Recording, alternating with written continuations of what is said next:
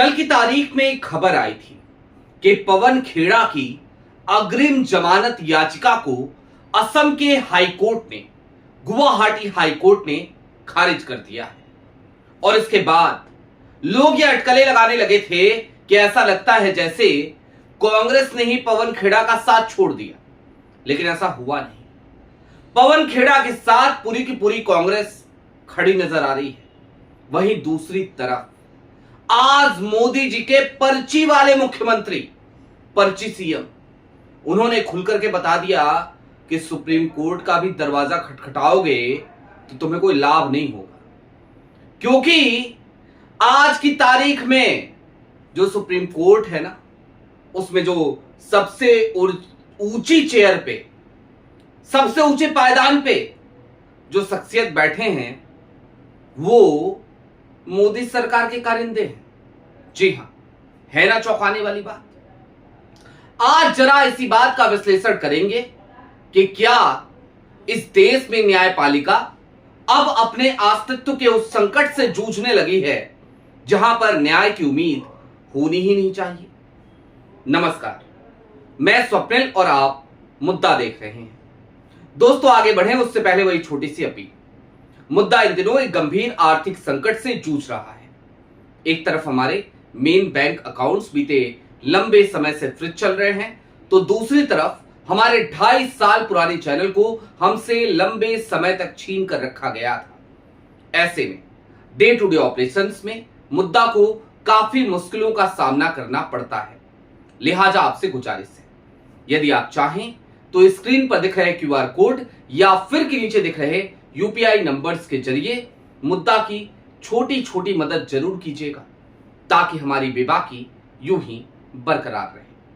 अब आगे बढ़ते हैं और सबसे पहले मैं आपकी स्क्रीन पर कांग्रेस का एक ट्वीट आपको दिखाना चाहता हूं। यह ट्वीट उन लोगों के गालों पर एक करारे तमाचे की तरह है जो कल के फैसले के बाद एक अफवाह उड़ाने लगे थे कि पवन खेड़ा को कांग्रेस ने बिल्कुल अकेला छोड़ दिया। कांग्रेस का यह ट्वीट चीख चीख कर इस बात का इजहार करता हुआ नजर आ रहा है कि दरअसल हम तो पवन खेड़ा के साथ खड़े हैं।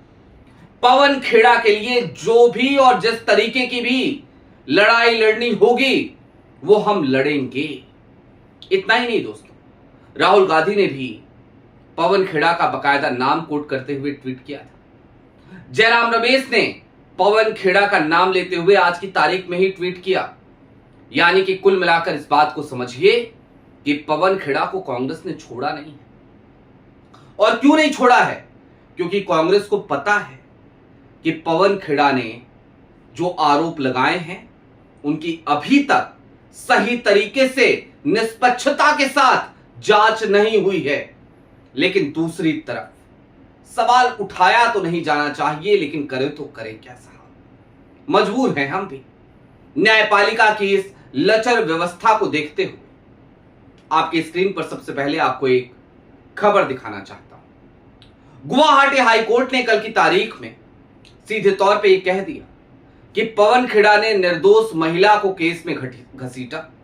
अगर यह आरोप हिमंता बिस्वा शर्मा के ऊपर होते तो कोई बात नहीं थी, लेकिन यह आरोप एक निर्दोष महिला पर है।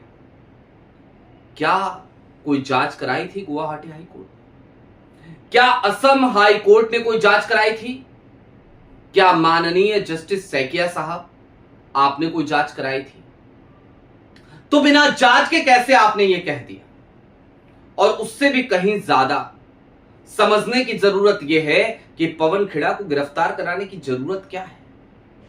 अब मैं आपको जरा न्यायपालिका की जो वास्तविक तस्वीर है वो दिखाना चाहता हूं। वो कहते हैं ना कि घर का मुखिया जैसा होता है पूरा घर वैसा ही होता है। तो घर के मुखिया का हाल क्या है? घर के मुखिया को एक पर्ची सीएम क्या बोल रहा है वो सुन लीजिए जरा। न्यायाधीशों के सम्मेलन में मंच पर विराजमान भारत सरकार के मुख्य न्यायाधीश, सर्वोच्च न्यायालय न्यायमूर्ति सूर्यकांत जी, सुना आपने, ये कोई और नहीं, राजस्थान के पर्ची वाले मुख्यमंत्री थे। नाम है भजनलाल शर्मा। वही भजनलाल शर्मा जिनकी पर्ची जब राजनाथ सिंह ने वसुंधरा राजे को थमाई तो वसुंधरा राजे भी अचंभित हो गई। समझ नहीं आया उनको ये क्या हो गया। भजनलाल शर्मा उस समय पे झपकियां ले रहे थे वहां बैठ के, तो बगल के विधायक ने उनको जगाया और कहा कि भैया तुम ही मुख्यमंत्री बन रहे हो। उनको इतना तक नहीं पता था कि उनको मुख्यमंत्री पद की शपथ लेनी है, लेकिन वो भजनलाल शर्मा आज क्या कह रहे हैं? वो सीधे तौर पे कह रहे हैं भारत सरकार के मुख्य न्यायाधीश। ये सुनना लोकतंत्र की हत्या के समान है। और आज की तारीख में भजनलाल शर्मा के भीतर यदि थोड़ी सी भी शर्म बची हो, थोड़ी सी भी हया बची हो, तो उन्हें अपने पद से इस्तीफा दे देना चाहिए। और इसलिए दे देना चाहिए क्योंकि भजनलाल शर्मा ने आज जिस तरीके से शब्दों की तमाम मर्यादाओं को लांघा है वो अप्रत्याशित है, अप्रतिम है, अद्भुत है, अविश्वसनीय है, अकल्पनीय है। कैसे कह सकते हैं भजनलाल शर्मा इस देश के मुख्य न्यायाधीश सीजेआई सूर्यकांत को भारत सरकार का मुख्य न्यायाधीश? तो क्या यह मान लिया जाए कि भारत सरकार के वो तमाम फैसले जिनको सुप्रीम कोर्ट में चैलेंज किया जाता है वो भारत सरकार के किसी मुलाजिम के पास जाते हैं क्या? और भारत सरकार का ही अगर कोई मुलाजिम हो तो भला कैसे अपने मालिक के खिलाफ कोई फैसला सुनाएगा? क्योंकि हमने जो संविधान देखा, जो संविधान पढ़ा, जिस संविधान को समझा, उसमें तो चेक एंड बैलेंसेस की बात है। उसके जरिए तो हमें यह समझ में आता है कि इस देश में एक ऐसी लोकतांत्रिक व्यवस्था है जहां पे कार्यपालिका, विधायिका और न्यायपालिका ये तीनों एक दूसरे को चेक एंड बैलेंस किया करती हैं। और न्यायपालिका का काम तो विशुद्ध रूप से यही है कि वो चेक एंड बैलेंस करे।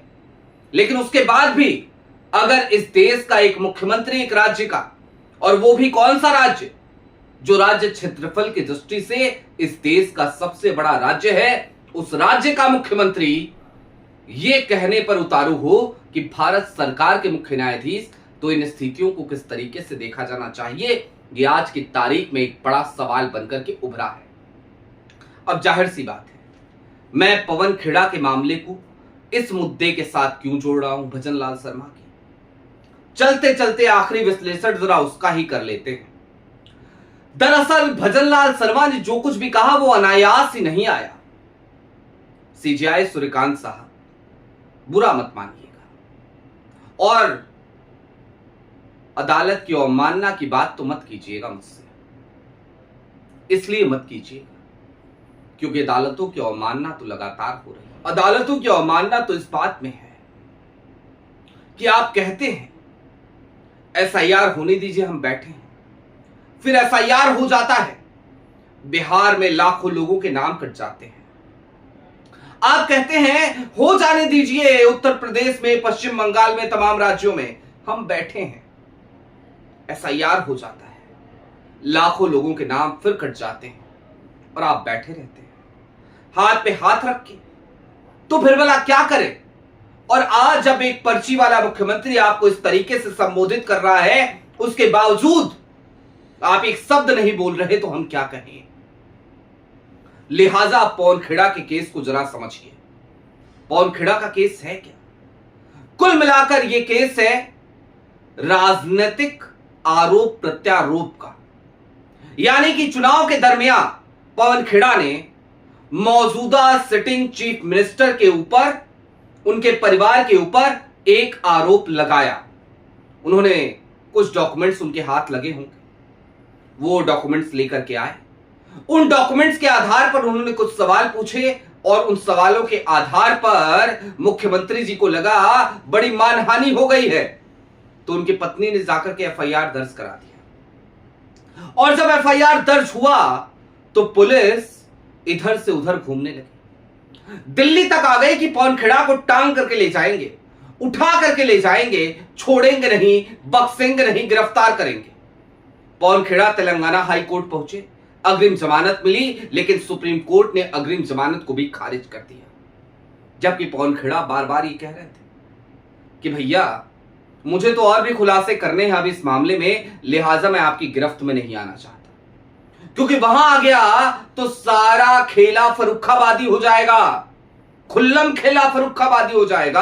और मैं चाह रहा हूं कि मैं आपके बारे में कुछ और तथ्य जुटाऊं ताकि मैं खुल करके कुछ और खुलासे कर सकूं, लेकिन सुप्रीम कोर्ट ने रोड़े अटकाए।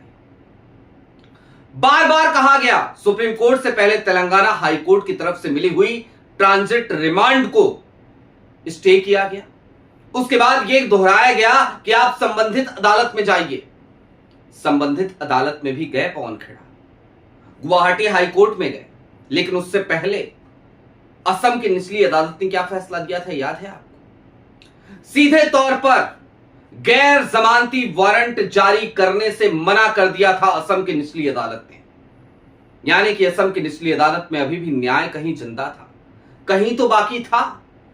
लेकिन दूसरी तरफ जब हम सुप्रीम कोर्ट को देख रहे हैं या फिर कि जस्टिस सैकिया साहब की बेंच को देख रहे हैं, तो हमें समझ में नहीं आ रहा कि किस आधार पर उनकी याचिकाओं को खारिज किया जा रहा है, क्योंकि गिरफ्तारी की जरूरत कहां है, यह बात मेरी समझ से परे है।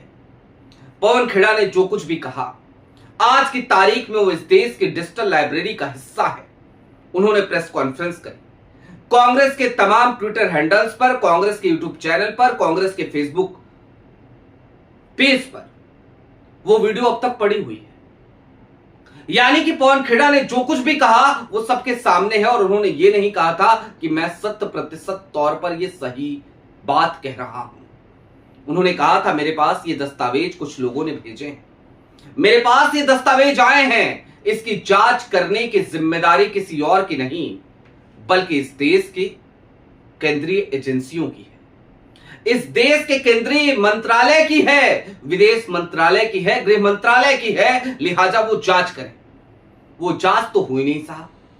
उसके बाद भी Assam high court, Guwahati high court सीधे तौर पर यह कह जाता है कि निर्दोष महिला को फंसाया। यह डिसाइड कहां हुआ? जांच की वो रिपोर्ट कहां है? क्या असम हाई कोर्ट के पास कोई एक्सक्लूसिव रिपोर्ट लेकर के गई थी असम की पुलिस, या फिर कि केंद्रीय गृह मंत्रालय ने कोई स्पेशल मैसेज भेज दिया था? यह आज की तारीख का सबसे बड़ा सवाल है, सबसे बड़ा यक्ष प्रश्न है। चलते चलते इस बात को समझिए कि उम्मीद की किरण कई बार दिखती है, कई बार लगता है कि कुछ ना कुछ बेहतर हो जाएगा, लेकिन हर बार उम्मीद को तोड़ने का काम ना जाने क्यों न्यायपालिकाओं में होता है, जिन न्यायपालिकाओं से हमने उम्मीदें लगा रखी हैं कि न्यायपालिकाएं जिंदा हैं तो सब मंगल होगा। सवाल सबसे बड़ा तो यही है कि क्या न्यायपालिकाएं आज की तारीख में वाकई में जिंदा हैं, या फिर कि हम किसी झूठे दिलासे में, हम किसी झूठी उम्मीद में जी रहे हैं। आपकी क्या राय है वो हमें कमेंट बॉक्स में जरूर बताइएगा। चलते चलते फिर वही अपील, चैनल पर नए हो तो सब्सक्राइब करते हुए जाइएगा, सक्षम हो तो मुद्दा की छोटी छोटी मदद जरूर कीजिएगा ताकि हमारी बेबाकी यूं ही बरकरार रहे। बहुत शुक्रिया।